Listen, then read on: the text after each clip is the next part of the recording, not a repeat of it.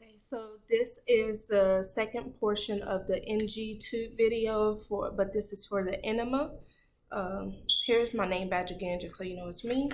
And I am going to get started.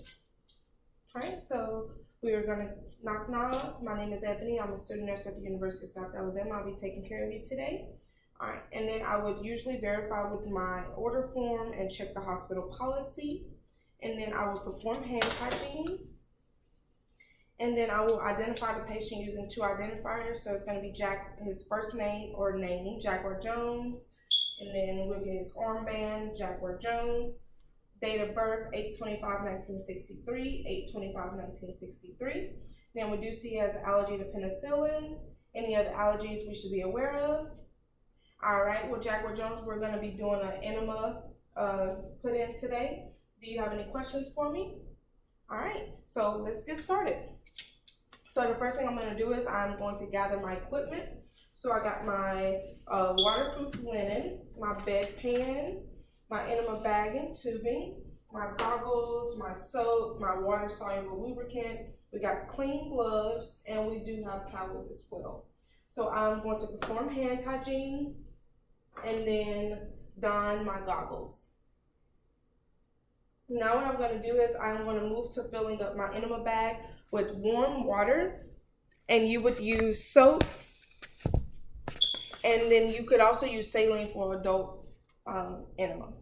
So what you want to do is you want to avoid having your tube touch the inside part of your sink, and you're going to fill up the bag with 750 to 1,000 milliliters of water.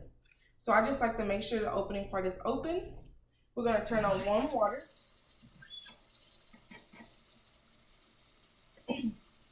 Then we're going to begin to fill up the bag. Well, before we do that, we're going to clamp the bag, the tube. So make sure your tube is clamped. And then we'll fill it up.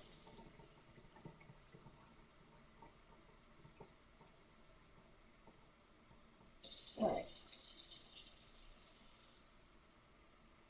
Once your bag has reached your amount of milliliters, 750 to 1,000, you will add in your soap to the bag.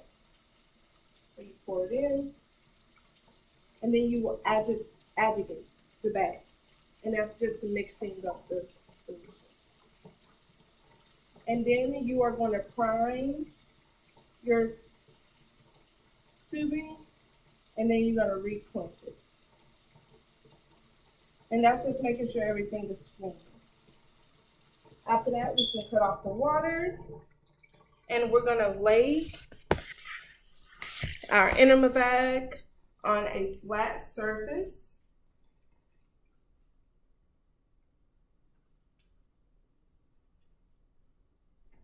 Now at this point in the procedure, I am going to put on clean gloves.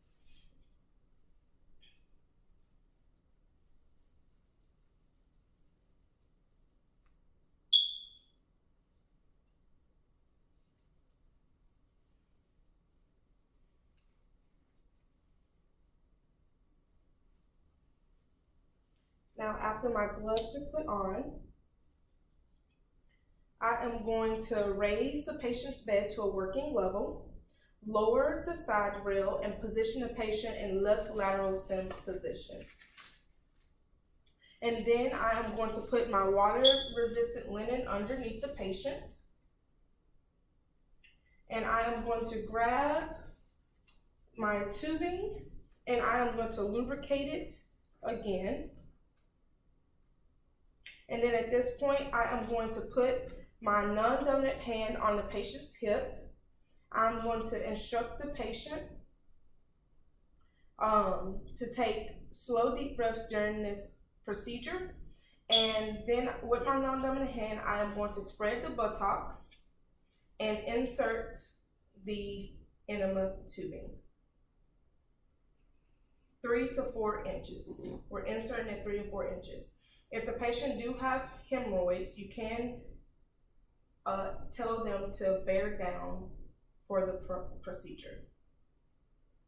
Now, at this point, we are going to grab our bag and elevate it 12 to 18 inches above the patient.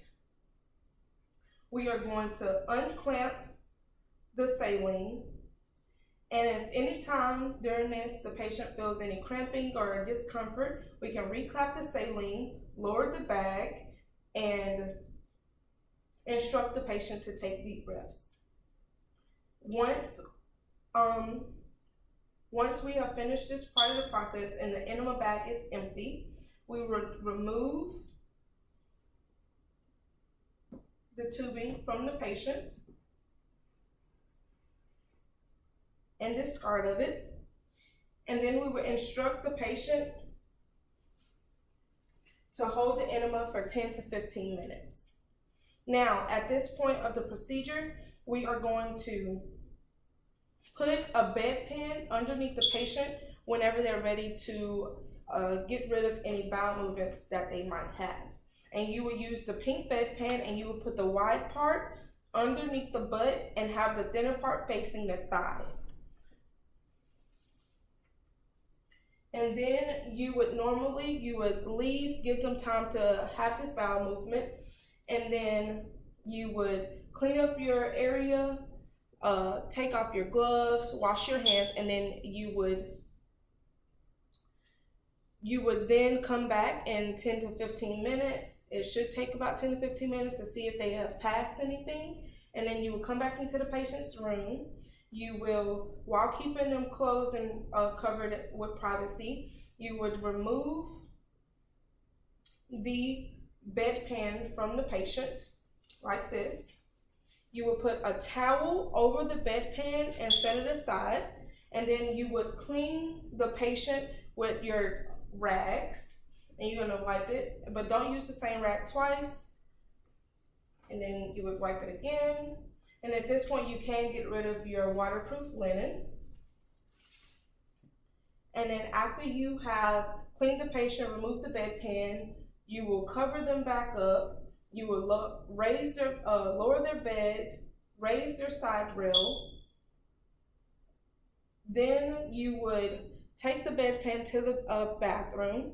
After you have done that, you are going to remove your gloves, wash your hands, and you're going to document. You're going to document the amount and type of the enema, the size. You'll document how the patient took the procedure. You will document the color of movement, and then you will document the time, and that will end your enema process.